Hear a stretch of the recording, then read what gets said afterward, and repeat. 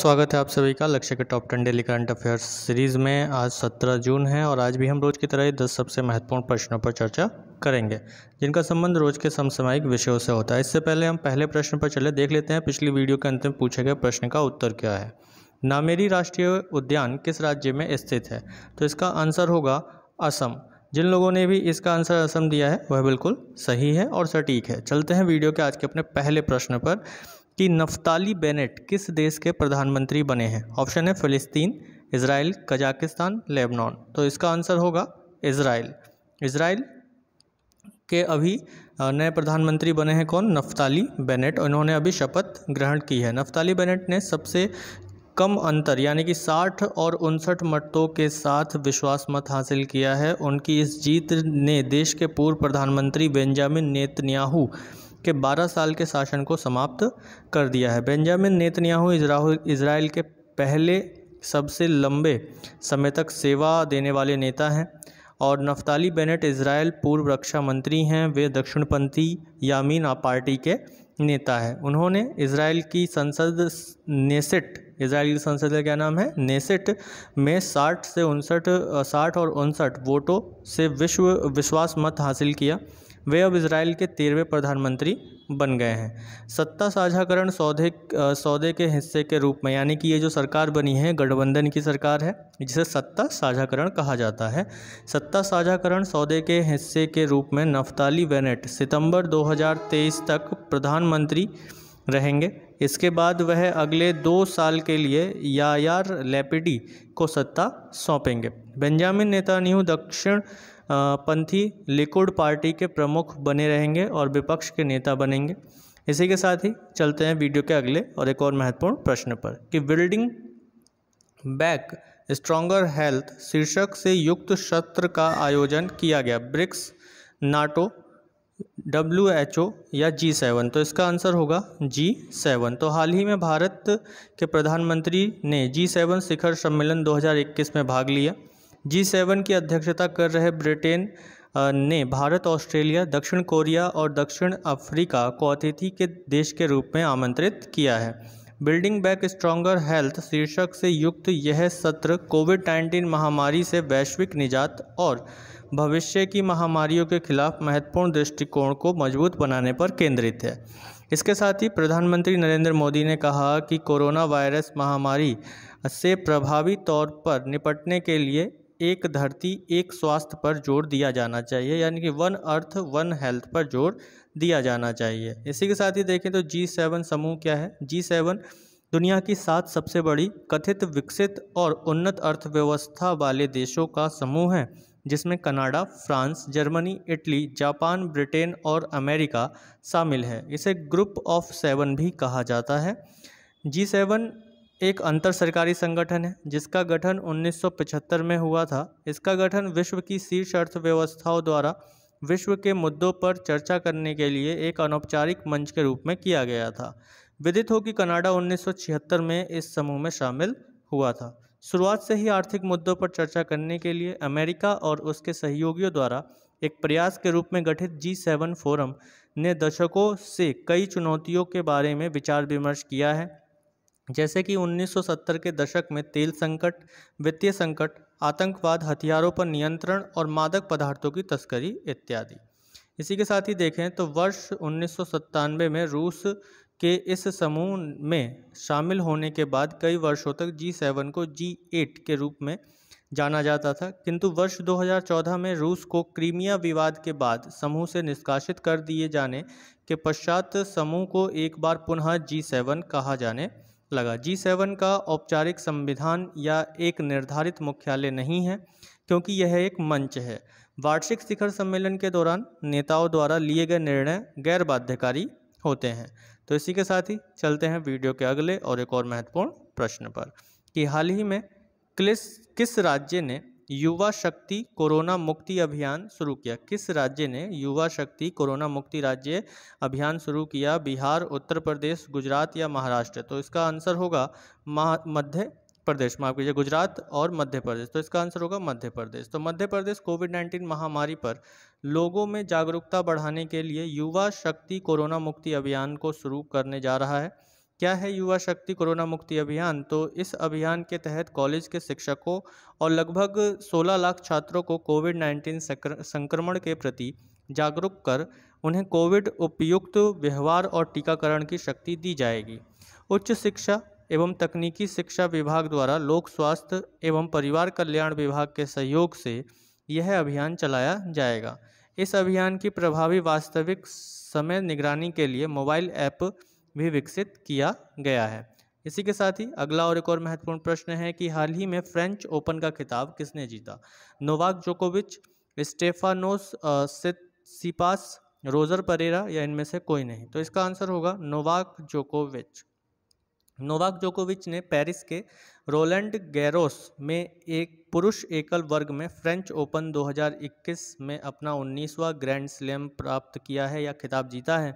उन्होंने 5वीं वरीयता प्राप्त स्टेफानोस सिसिपास के खिलाफ 2 सेट में वापसी करने के बाद यह खिताब जीता है। यह ओपन एरा में कम से कम 2 बार सभी 4 ग्रैंड स्लैम जीतने वाले पहले व्यक्ति बन गए हैं।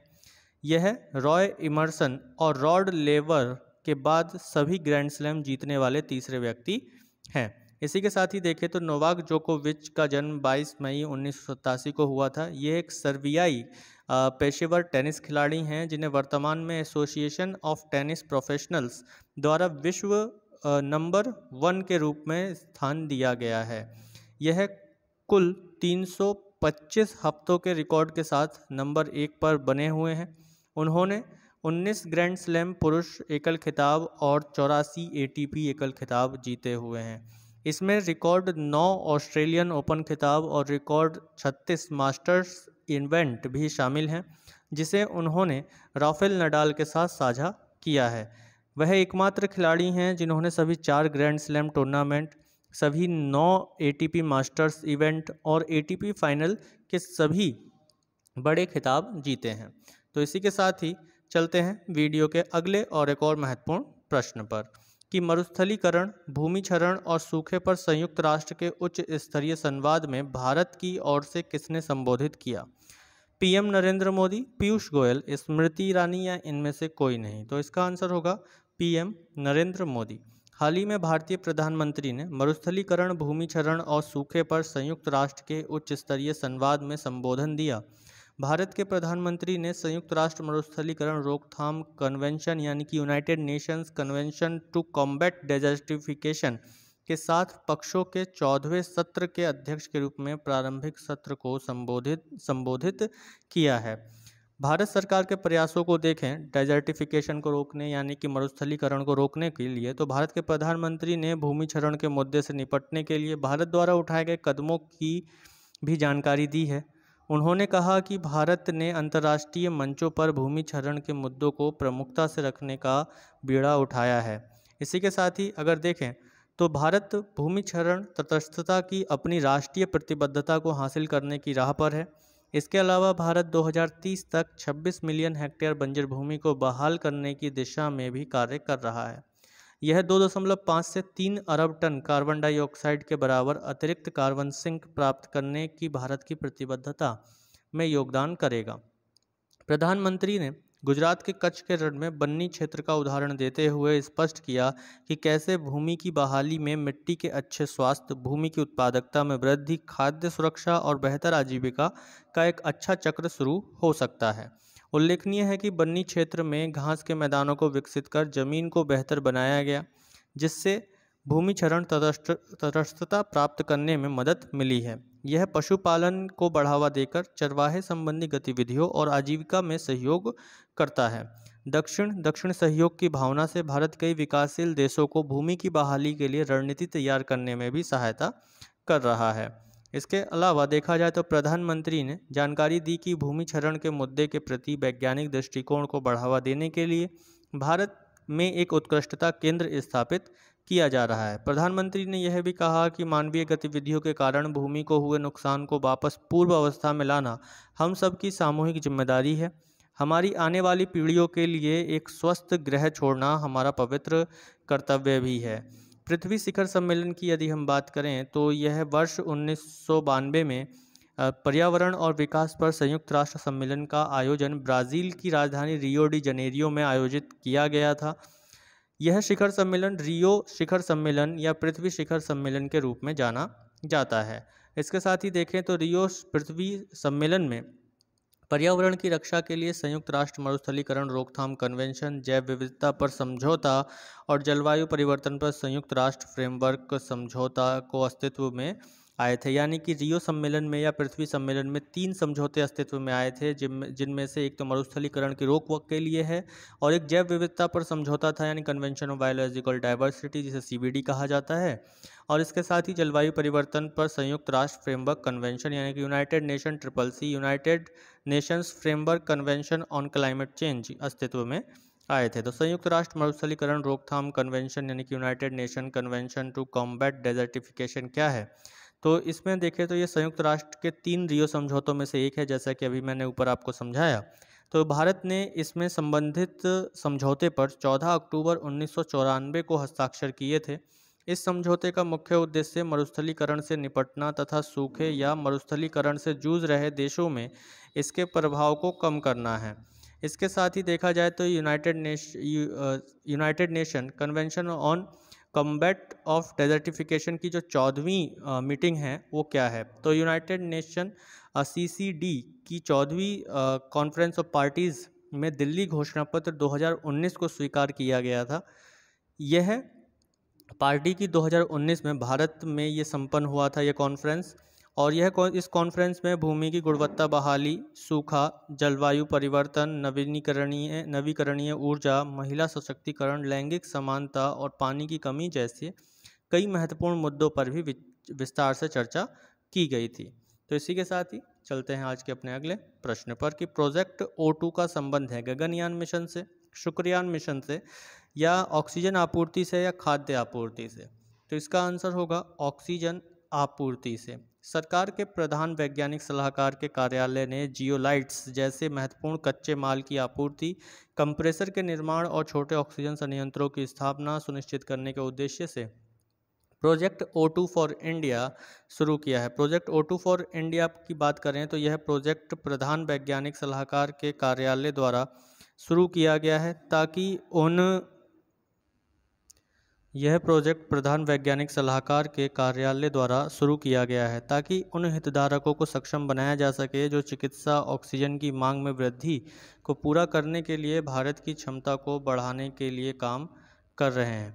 इस प्रोजेक्ट के तहत ऑक्सीजन का एक राष्ट्रीय संघ स्थापित किया जाएगा जो जियोलाइट्स जैसे महत्वपूर्ण कच्चे माल की पर्याप्त राष्ट्रीय स्तर की आपूर्ति को सक्षम करेगा।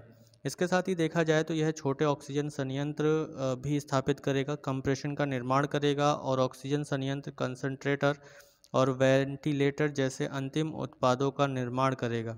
यह कंसोर्टियम तत्काल अल्पकालीन राहत प्रदान करने के साथ साथ लंबी अवधि में विनिर्माण पारिस्थितिकी तंत्र को मजबूत करने के लिए काम करेगा। विनिर्माण और आपूर्ति संघ मैन्युफैक्चरिंग एंड सप्लाई कंज्यूमर को देखें तो इसमें Bharat electronics limited, Tata consulting engineers, IIT Kanpur, IIT Delhi, IIT Hyderabad, IIT Bombay और 40 से अधिक MSME शामिल हैं। तो इसी के साथ ही अगला प्रश्न है हमारा कि हाल ही में एक्सटेंशन ऑफ हॉस्पिटल परियोजना किस देश में शुरू की गई? ऑप्शंस हैं भारत, ब्राज़ील, संयुक्त राज्य अमेरिका या ऑस्ट्रेलिया। तो इसका आंसर होगा भारत। भारत ने कोविड-19 से लड़ने के लिए प्रमुख स्वास्थ्य बुनियादी ढांचे में अंतर को पाटने के लिए कई राज्यों में एक्सटेंशन ऑफ हॉस्पिटल्स परियोजना शुरू की है। कोविड-19 की दूसरी लहर के बीच अस्पतालों के बुनियादी ढांचे पर भारी दबाव पड़ा था। इस प्रकार मॉड्यूलर अस्पताल का निर्माण एक बड़ी राहत होगी। एक्सटेंशन हॉस्पिटल्स प्रोजेक्ट को देखें तो यह परियोजना शुरू करने के लिए प्रधान वैज्ञानिक सलाहकार के कार्यालय ने निजी क्षेत्र की कंपनियों, डोनर और संगठनों और व्यक्तियों को आमंत्रित किया है। वे राष्ट्रीय महत्व की कई अन्य परियोजनाओं के साथ पहल का समर्थन करेंगे। इसी के साथ ही अगर देखें तो यह उन राज्यों में लगभग 50 अस्पतालों का चयन किया गया है जहां सबसे ज़्यादा कोविड-19 मामले सामने आए हैं। इसी प्रकार अगर देखा जाए तो परियोजना का जो पहला चरण है वह छत्तीसगढ़ के बिलासपुर, महाराष्ट्र के अमरावती, पुणे और जलाना, पंजाब के मोहाली में 100 बिस्तरों वाले अस्पताल शुरू किए जाएंगे, जबकि छत्तीसगढ़ के रायपुर में 20 बिस्तर का अस्पताल शुरू किया जाएगा। इसी के साथ ही चलते हैं वीडियो के अगले और एक और महत्वपूर्ण प्रश्न पर कि हाल ही में किस देश को संयुक्त राष्ट्र सुरक्षा परिषद का अस्थायी सदस्य चुना गया? भारत, अल्बानिया, फ्रांस या जापान? तो इसका आंसर होगा अल्बानिया। हाल ही में संयुक्त राष्ट्र सुरक्षा परिषद में शामिल होने के लिए ब्राज़ील, संयुक्त अरब अमीरात, अल्बानिया, घाना और गैबोन नामक 5 देशों का चयन किया गया, जो 1 जनवरी से उसका कार्यकाल शुरू होगा। संयुक्त राष्ट्र सुरक्षा परिषद की बात करें तो यह संयुक्त राष्ट्र सुरक्षा परिषद सहित संयुक्त राष्ट्र के अन्य 6 मुख्य अंगों की स्थापना संयुक्त राष्ट्र चार्टर द्वारा की गई। यूनाइटेड नेशन सिक्योरिटी काउंसिल की संरचना की स्थापना व्यवस्था संयुक्त राष्ट्र चार्टर के अनुच्छेद 23 में की गई थी। संयुक्त राष्ट्र में सुरक्षा परिषद संयुक्त राष्ट्र का सबसे शक्तिशाली निकाय है, जिसकी प्राथमिक जिम्मेदारी अंतर्राष्ट्रीय शांति और सुरक्षा को कायम रखना है। संयुक्त राष्ट्र के अन्य अंग सदस्य राज्यों के लिए सिफारिशें करते हैं, किंतु सुरक्षा परिषद के पास सदस्य देशों के लिए निर्णय लेने और बाध्यकारी प्रस्ताव जारी करने की शक्ति होती है। स्थायी और अस्थायी सदस्य का गठन 15 सदस्यों द्वारा होता है, जिसमें 5 स्थायी और 10 अस्थायी होते हैं। सुरक्षा परिषद के 5 स्थायी सदस्य, जिसमें अमेरिका, ब्रिटेन, फ्रांस, रूस और चीन हैं। गौरतलब है कि इन स्थायी सदस्य देशों के अलावा 10 अन्य देशों को 2 साल के लिए अस्थायी सदस्य के रूप में सुरक्षा परिषद में शामिल किया जाता है। 10 गैर स्थायी सीटों का वितरण क्षेत्रीय आधार पर किया जाता है। इसमें 5 सदस्य एशियाई या अफ्रीकी देशों से, 2 दक्षिण अमेरिकी देशों से, 1 पूर्वी यूरोप से और 2 पश्चिमी यूरोप तथा अन्य क्षेत्रों से चुने जाते हैं। इसी प्रकार अगर देखें तो Bharat United Nations security council में एक स्थायी सीट की लगातार वकालत करता रहा है, क्योंकि भारत की जनसंख्या, क्षेत्रीय आकार, जीडीपी, आर्थिक क्षमता, संपन्न विरासत और सांस्कृतिक विविधता तथा संयुक्त राष्ट्र की गतिविधियों में विशेष रूप से संयुक्त राष्ट्र के शांति अभियानों में योगदान आदि सभी पैमानों पर खरा उतरता है। तो इसी के साथ ही चलते हैं वीडियो के अगले और एक और महत्वपूर्ण प्रश्न पर कि हेनरी मैरी डोंड्रा को किस देश के नए प्रधानमंत्री के रूप में चुना गया है? Kenya, Ethiopia, Central African Republic या बोत्सवाना? तो इसका आंसर होगा Central African Republican. Henri Marie Dondra को सेंट्रल अफ्रीकन रिपब्लिकन का नया प्रधानमंत्री नामित किया गया है। पूर्व प्रधानमंत्री फिरमिन नेग्रेबाडा ने इससे पहले अपने इस्तीफा की घोषणा की थी। हेनरी मैरी डोंड्रा पहले देश के वित्त मंत्री के रूप में कार्य कर चुके हैं। मध्य अफ्रीकी गणराज्य की बात करें तो यह एक स्थलरुद्ध देश है, या सेंट्रल अफ्रीकन रिपब्लिक की बात करें तो यह एक लैंडलॉक यानी कि स्थलरुद्ध देश है। इसकी सीमाएं उत्तर में चाड, पूर्व में सूडान, दक्षिण में कॉन्गो लोकतंत्र एवं कॉन्गो गणराज्य एवं पश्चिम में कैमरून से लगी हुई है। यह अपने अनगिनत खनिज संपदा जैसे हीरे, सोने, तेल, यूरेनियम के समृद्ध होने के बावजूद भी मध्य अफ्रीकी गणराज्य आज सबसे गरीब देशों में गिना जाता है। यह देश कई दशकों तक फ्रांस का उपनिवेश रहा था, जिसे सन 1960 में फ्रांस से मुक्ति मिली थी। तो इस प्रकार आप इस मैप में लोकेट कर सकते हैं। अफ्रीका महाद्वीप का मैप है और इसमें आप देख सकते हैं कि सेंट्रल अफ्रीका यहाँ बिल्कुल सेंटर में आता है। तो बैंगुई इसकी राजधानी भी है। तो इसी के साथ ही चलते हैं वीडियो के अगले और एक और महत्वपूर्ण प्रश्न पर, और इस वीडियो का अंत प्रश्न कि तेलंगाना की मेडिसिन फ्रॉम द स्काई परियोजना का नेतृत्व कौन सा ई प्लेटफॉर्म करेगा? अमेजॉन, मिंत्रा, फ्लिपकार्ट या स्नैपडील? तो इसका आंसर होगा फ्लिपकार्ट। अभी हाल ही में फ्लिपकार्ट ने घोषणा की है कि उसने मेडिसिन फ्रॉम द स्काई परियोजना के तहत एक संघ का नेतृत्व करने के लिए तेलंगाना सरकार के साथ साझेदारी की है। इस टीम को दूरस्थ क्षेत्रों में चिकित्सा आपूर्ति के ड्रोन वितरण के विकास और निष्पादन का काम सौंपा गया है। यह कस्टोडियन के हिस्से के रूप में फ्लिपकार्ट ड्रोन तैनात करेगा और टीकों एवं चिकित्सा आपूर्ति की डिलीवरी करेगा। तो ये थे आज के हमारे 10 सबसे महत्वपूर्ण प्रश्न। ये आज का हमारा वीडियो के अंत में पूछा जाने वाला प्रश्न, जिसका उत्तर आप सभी लोग कमेंट बॉक्स में जरूर दीजिएगा। आपने पढ़ लिया होगा कि बच्चों के खरीद एवं बिक्री पर रोक संविधान के किस अनुच्छेद में निहित है? अनुच्छेद 15(3), अनुच्छेद 21 से, अनुच्छेद 23, अनुच्छेद 24। तो इस प्रश्न का उत्तर सभी लोग कमेंट बॉक्स में जरूर दीजिएगा। ये वीडियो आप लोगों को अच्छी लगी हो तो लाइक, शेयर और सब्सक्राइब करना ना भूलें। वीडियो के अंत तक बने रहने के लिए बहुत बहुत धन्यवाद। जय हिंद।